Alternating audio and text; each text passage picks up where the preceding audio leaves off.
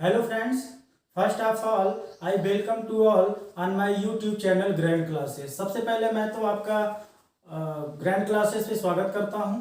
ठीक है, हम लोग डाइस पढ़ रहे हैं और डाइस में हमने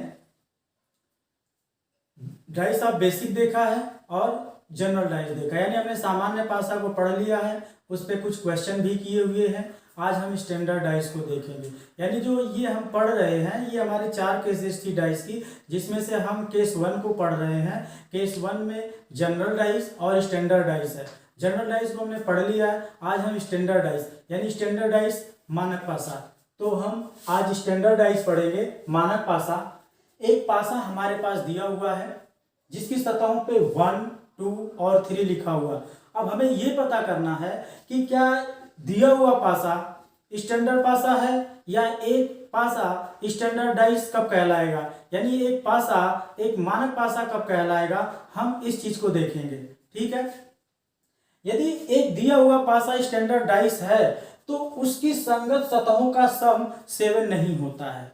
यदि एक दिया हुआ पासा मानक पासा होगा तो उसकी संगत सतहों का सम कभी भी 7 के बराबर नहीं होगा। जैसे यहां पे मैं देखूं, यदि मैं यहां पे देखूं तो एक सतह पे 1 है और उसकी संगत सतह 2 है। तो यदि 1 और 2 को ऐड किया जाए, यदि मैं 1 + 2 देखूं तो दो संगत सतह का यहाँ जो सम है वो 3 के बराबर है, मतलब 7 के बराबर नहीं है, नॉट इक्वल 7। इसी तरह मैं संगत सतह 2 और 3 की बात करूं, यदि मैं 2 और 3 की बात करूं तो 2 + 3 ये 5 के इक्वल है, यानी ये भी 7 के बराबर नहीं है। तो आप देख सकते हो कि दोनों संगत सतहों का सम 7 के बराबर नहीं है।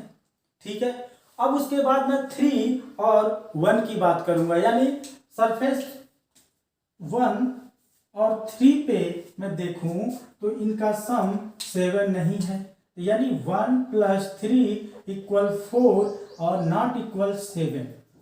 तो यहां पे हमने क्या देखा कि 3 कॉम्बिनेशन बन रहे हैं। मैं संगत सतहों का को लेके चला तो यहां संगत सतहों के 3 कॉम्बिनेशन बन रहे हैं। तीनों कॉम्बिनेशन में हमने ये देखा कि इनका जो सम है वो 7 के बराबर नहीं आ रहा है। यदि दिए हुए पासे में संगत सतहों का सम 7 नहीं है तो ऐसा पासा सामान्य पासा मानक पासा कहलाता है, यानी स्टैंडर्ड डाइस कहलाता है। ठीक है, तो यहां से हमने क्या देखा कि एक पासा यदि मानक पासा है तो उसके संगत सतहों का सम 7 नहीं होगा। 1 और 2 को ऐड करके देख लिया, 3 और 2 को ऐड करके देख लिया, 3 और 1 को ऐड करके देख लिया, किसी संगत सतह का सम 7 के बराबर नहीं हुआ। तो यहां से स्टैंडर्ड डाइस के लिए एक पॉइंट निकल के आती है, वो पॉइंट ये है कि दो संगत सतहों का योग 7 नहीं होता। दो संगत सतहों का योग, दो संगत सतहों का योग, दो संगत सतहों का योग किन्हीं दो संगत सतहों का योग, किन्हीं दो संगत सतहों का योग, किन्हीं दो संगत सतहों का योग 7 नहीं होता है, यानी नॉट इक्वल टू 7। कहने का मतलब ये हो गया कि sum of any 2 adjacent surface, sum of any 2 adjacent surface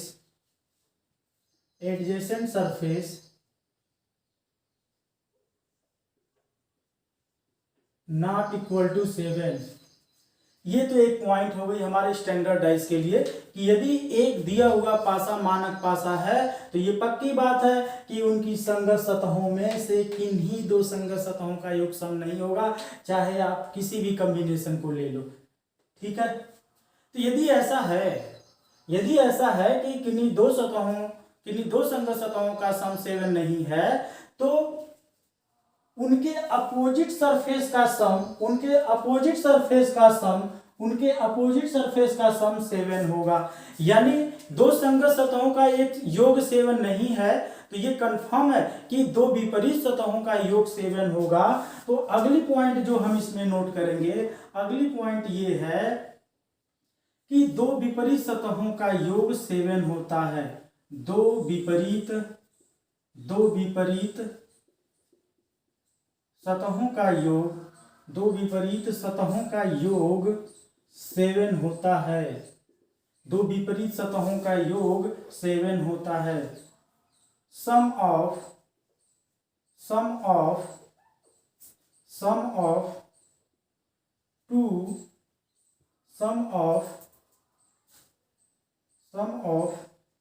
any two opposite surface, any two opposite surface equal 7। तो हमने स्टैंडर्डाइज के बारे में क्या देखा, हमने मानक पासा के बारे में क्या देखा। हमने बस मानक पासा के बारे में यही देखा कि यदि एक दिया हुआ पासा है, उसको ये बताना है कि ये पासा स्टैंडर्ड है या नहीं है। यदि आपको ये पता करना है तो कुछ नहीं करना, बस केवल इनके संगत सतहों को जोड़ लेना। यदि सम 7 ना आए तो ये पासा कैसा कहलाएगा, वो पासा स्टैंडर्डाइज या मानक पासा कहलाएगा। ठीक है, और ये बात ध्यान देना कि इन्हीं दो का नहीं, इसमें जो तीन संगत सतह बन रही है ना, उनमें से किन्हीं का भी योग 7 के बराबर नहीं होगा। जैसे यहाँ पे 3 कॉम्बिनेशन बना हुआ है, तो तीनों कॉम्बिनेशन में से किन्हीं का भी योग 7 नहीं होना चाहिए।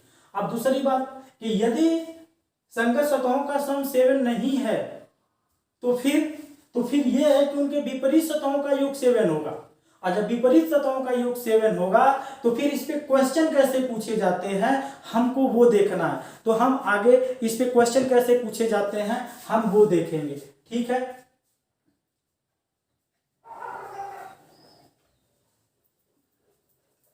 पहले तो हम ये देख लेते हैं, क्वेश्चन तो भी बाद में देखते हैं। पहले हम अब यहीं पे देख लें कि यदि ये 1 है, ठीक है, यदि हमको पता लग गया है कि ये दिया हुआ पासा एक स्टैंडर्डाइज है, तो हमें 1 का विपरीत बताओ। हमें यहाँ पे 1 का यही पे आप देख लो, यदि मैं आपसे 1 का विपरीत पूछूं तो मुझे क्या बताओगे? आप कहोगे देखो ये स्टैंडर्डाइज है, 1 का विपरीत चाहिए। हमको मालूम है कि 1 का विपरीत वही अंक होगा जो 1 में जोड़ दिया जाए तो वो 7 के बराबर हो जाए। तो इसमें आप कितने का एडिशन करोगे कि ये 7 बना दे? तो आप इसमें 6 को ऐड करोगे, जिससे कि इन दोनों का सम क्या हो जाए? 7 हो जाए। तो यहां से क्या मिला आपको कि 1 और 6 एक दूसरे के विपरीत हैं। ठीक है, इसी तरह यदि मैं आपसे पूछूं कि 2 का अपोजिट क्या होगा, यदि मैं आपसे पूछूं कि 2 का अपोजिट क्या होगा, तो 2 में हम क्या ऐड कर दें? 2 में हम क्या ऐड कर दें कि वो 7 हो जाए?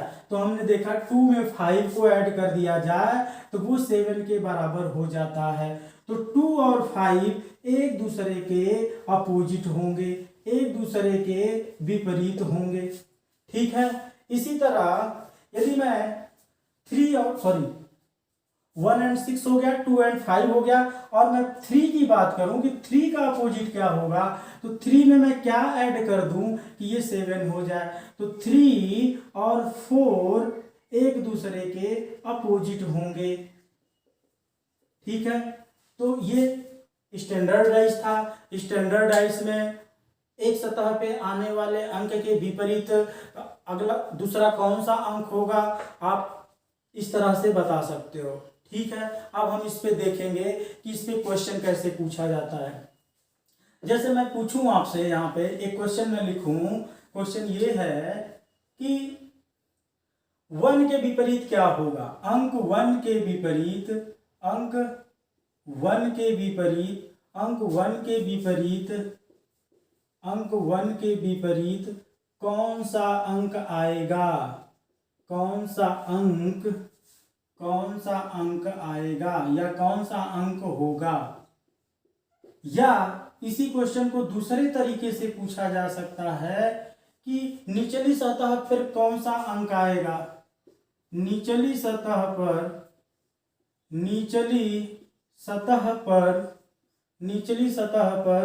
कौन सा अंक आएगा, निचली सतह पर कौन सा अंक आएगा। ऑप्शन है आपका 6 है, ऑप्शन बी 5 है, ऑप्शन सी 4 है एंड ऑप्शन डी 3 है। तो इसका आंसर करने के लिए आसानी से इसका आप आंसर दे सकते हो, क्योंकि हमको पता है कि दिया हुआ डाइस यानी पासा एक स्टैंडर्ड डाइस एक मानक पासा है, और मानक पासा है तो 1 के विपरीत क्या होगा, 1 में हम क्या जोड़ दें कि ये 7 हो जाए, तो 1 में हम 6 जोड़ देंगे तो ये 7 के बराबर हो जाएगा, तो इसका विपरीत क्या हो जाएगा, 6 हो जाएगा, यानी 1 का विपरीत 6 होगा। लेकिन इसी क्वेश्चन को थोड़ा सा घुमा के पूछ दिया गया है कि सीधा सीधा तो अंक 1 के विपरीत कौन सा अंक आएगा, तो 6 होगा, लेकिन थोड़ा सा इस क्वेश्चन को चेंज कर दिया गया है कि निचली सतह पर कौन सा अंक होगा। तो निचली सतह आप यहाँ देखो तो ये निचली सतह है, ये आपकी निचली सतह है, ठीक है। तो निचली सतह किसकी विपरीत है, तो ये ऊपर वाली सतह की विपरीत है, तो ऊपर पे 1 है तो नीचे क्या आएगा, 6 आएगा। तो ये कंफर्म है कि हमारे 1 का विपरीत क्या होगा, 6 होगा, ठीक। अब हम आगे बात करें कि यहाँ पे दूसरे टाइप से क्वेश्चन कैसे पूछा जा सकता है। ये तो हो गया टॉप एंड बॉटम। अब यही पे आपसे पूछ सकता है कि बताइए 3 के विपरीत कौन सा अंक होगा, 3 के विपरीत कौन सा अंक होगा। यदि मैं 3 के विपरीत पूछूं कि अंक 3 के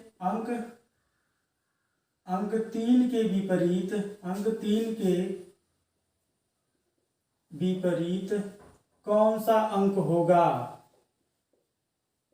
कौन सा अंक होगा, या कौन सा अंक होगा, या इसी क्वेश्चन को दूसरे शब्दों में कैसे बोला जा सकता है कि पिछली सतह पर कौन सा अंक आएगा, यानी दिए गए पासा में पिछली सतह पर कौन सा अंक होगा। दिए हुए पासे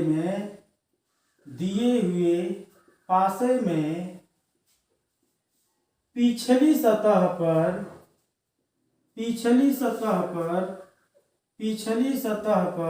कौन सा अंक आएगा, कौन सा अंक आएगा। अब आपके सामने ऑप्शन ये है कि ऑप्शन ए 5 होगा, ऑप्शन बी 3 होगा, 1 होगा, ऑप्शन सी 6 होगा, ऑप्शन डी 4 होगा। तो देख लो, हमको पता है कि ये मानक पासा है, तो मानक पासा में 3 का विपरीत क्या है, 4 है। यदि 3 का विपरीत 4 है तो आप बिल्कुल अंक 3 का विपरीत क्या हो जाएगा, अंक 3 का विपरीत हमारा 4 हो जाएगा, 4 हो जाएगा। तो हमारा ऑप्शन कौन सा सही होगा, हमारा ऑप्शन डी सही हो जाएगा। यदि ऑप्शन डी सही हो रहा है तो देखो दिए हुए पासों में पिछली सतह पर कौन सा अंक आएगा, तो जब भाई सामने वाली सतह पर 3 है तो 3 के विपरीत हो तो पिछली वाली सतह आएगी, तो यानी सामने वाली सतह पे 3 है तो पिछली वाली सतह पे क्या होगा, 4 होगा। तो 3 का अपोजिट या पिछली सतह पर कौन सा अंक आएगा, तो 4 आएगा, ठीक है। अब हम अगला क्वेश्चन देखते हैं कि फिर इस पे अगला किस तरह से क्वेश्चन पूछ सकता है। अब अगला क्वेश्चन ये है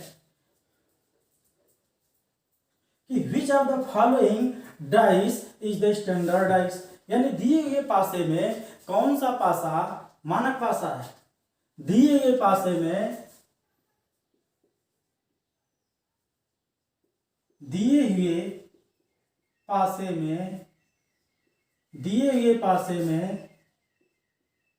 कौन सा पासा मानक पासा है, मानक पासा है, ठीक है। which of the following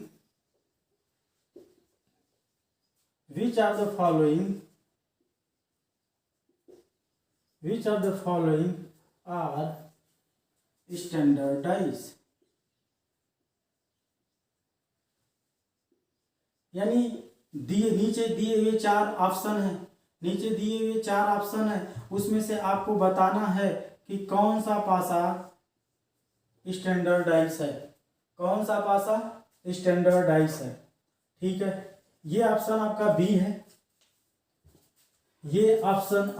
है, यानी हम चार ऑप्शन आपको दे रहे हैं, उन चार ऑप्शन में से आपको ये बताना है कि दिया हुआ पासा स्टैंडर्ड पासा कहलाएगा, यानी दिया हुआ कौन सा पासा स्टैंडर्ड पासा कहलाएगा।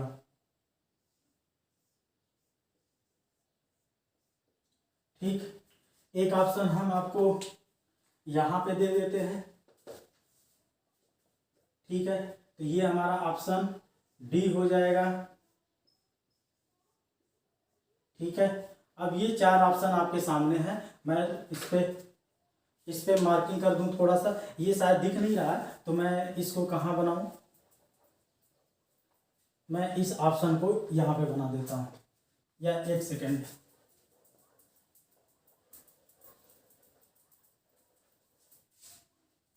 ये हमारा ऑप्शन सी है, ठीक है, और ये हमारा ऑप्शन डी है, ठीक है।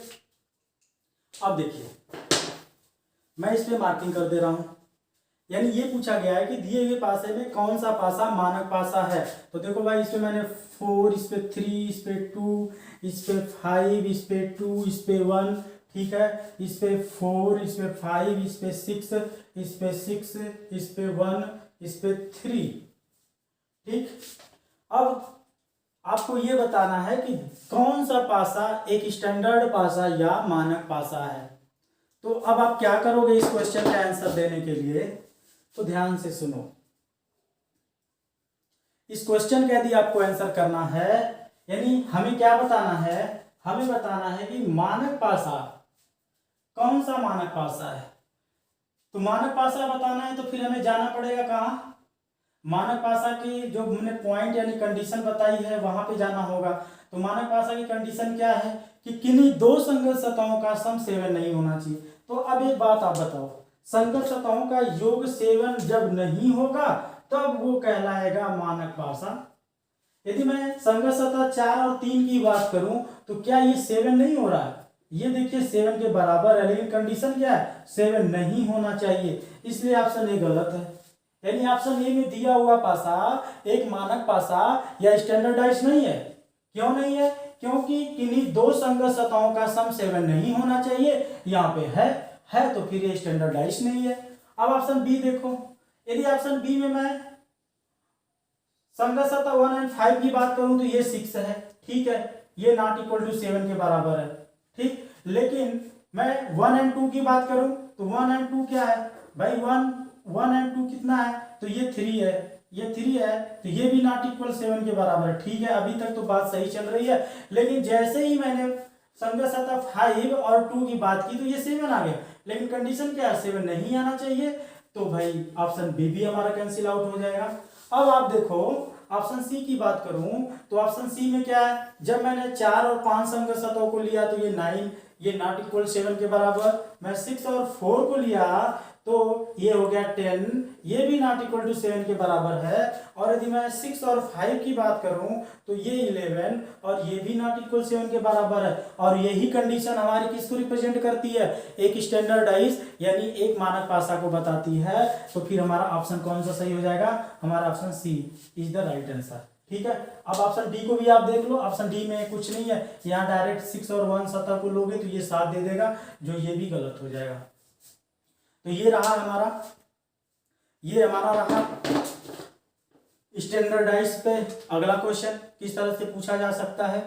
अब हम आगे देखेंगे कि और किस तरह से क्वेश्चन पूछा जा सकता है।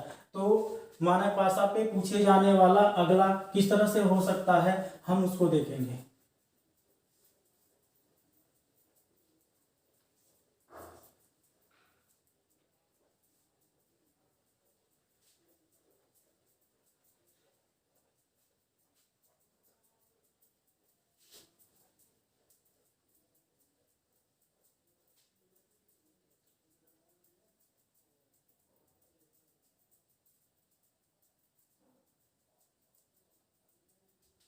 ठीक है भाई।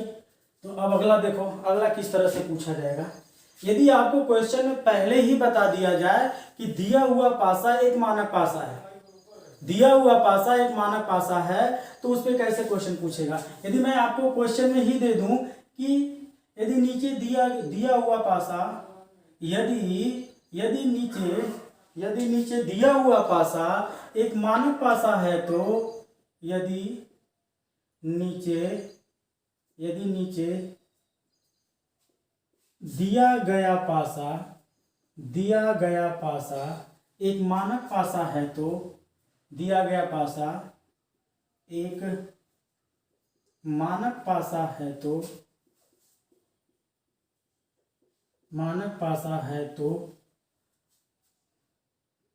पासे में प्रश्न चिन्ह के स्थान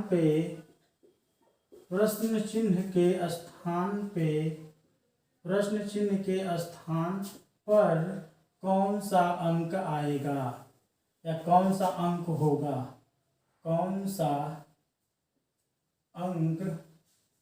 होगा, यानी ये क्वेश्चन है और ये आपका पासा है। ठीक है भाई, ये क्वेश्चन था आपका, उससे रिलेटेड ये पासा है, और पासा पे पहले ही बता दिया गया पासा के बारे में कि ये एक स्टैंडर्ड डाइस है। क्या है? एक स्टैंडर्ड डाइस है। तो क्वेश्चन मार्क के स्थान पे क्या आएगा आपको ये बताना है। तो मैंने ऑप्शन दे दिया ए, ऑप्शन ए में मैं डाल दिया 5, ऑप्शन बी में मैंने 2, ऑप्शन सी में 5 या 2, और ऑप्शन डी में 4। ठीक है, अब आपको बताना है कि इस क्वेश्चन मार्क के स्थान पे कौन सा अंक आएगा। ठीक है जी, तो देखो और बताओ इस चीज को कि क्वेश्चन मार्क के स्थान पे कौन सा अंक आ सकता है। ठीक है, देखो यदि क्वेश्चन मार्क के स्थान पे बताना है कि कौन सा अंक आएगा, तो या तो ये जनरल डाइस हो सकता है यानी सामान्य पासा हो सकता है, या स्टैंडर्ड डाइस।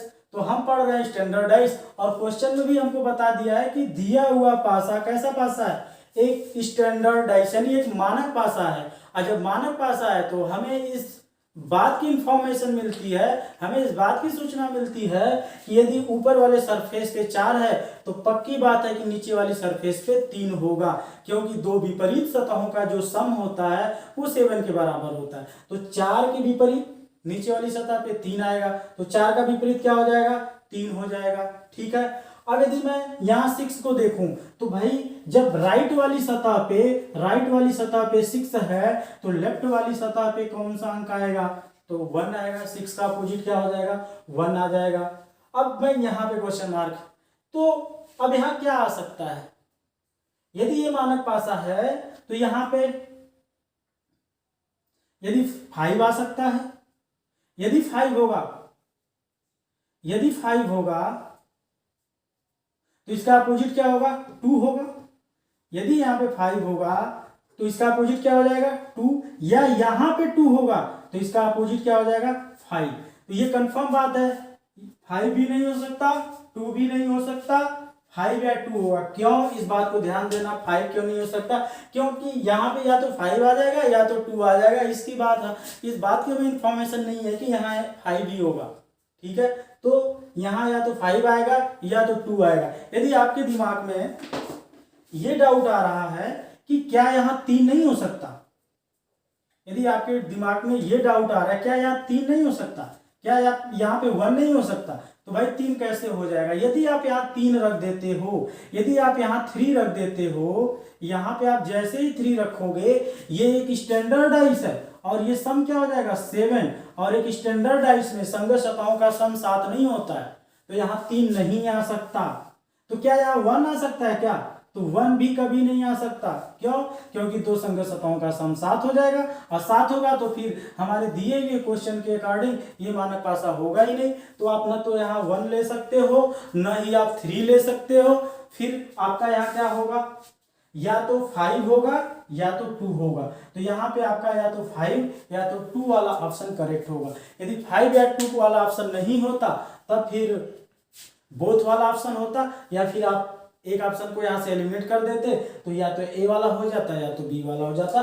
तो यहाँ हमारा आंसर क्या सही होगा, यहाँ हमारा answer C is the right answer. ठीक है, अब इस पे हम आगे देखेंगे कि इस पे और किस तरह से क्वेश्चन पूछ सकता है।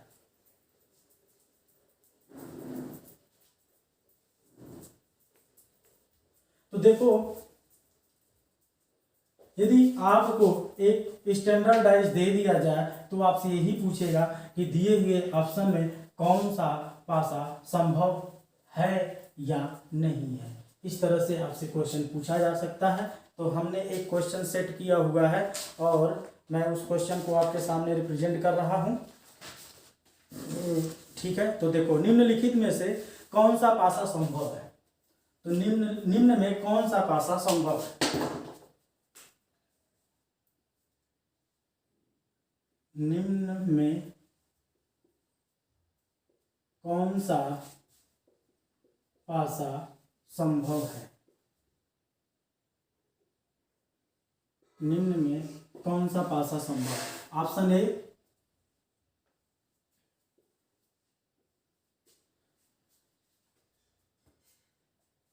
Option B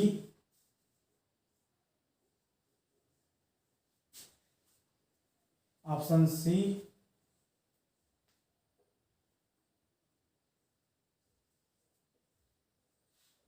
option D.